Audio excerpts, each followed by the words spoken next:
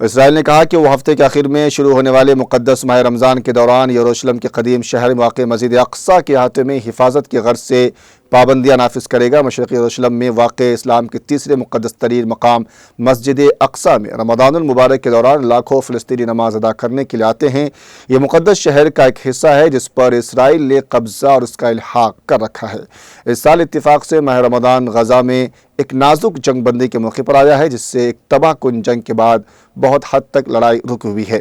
اس سے فلسطینی علاقے میں دسیوں ہزار افراد ہلاک ہو گئے تھے۔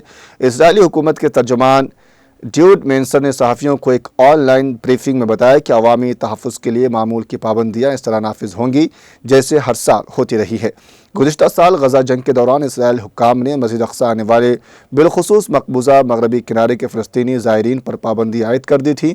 صرف 55 سال اور اس سے زیادہ عمر کے مردوں اور 50 سال سے زیادہ عمر کی خواتین کو سیکیورٹی وجوہات کی بنا پر مسجد کے احاطے میں داخل ہونے کی اجازت دی گئی تھی، جبکہ قدیم یروشلم کے طلوع عروج میں ہزاروں اسرائیلی پولیس اہلکار تعینات تھے۔ مینسر نے اندیا دیا کہ اس سال دوبارہ احتیاطی اور حفاظتی اقدامات اختیار کیے جائیں گے۔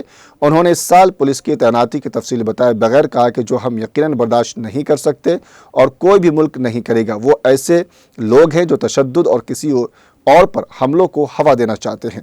مسجد اقصی فلسطینی قومی شناخت کی علامت ہے۔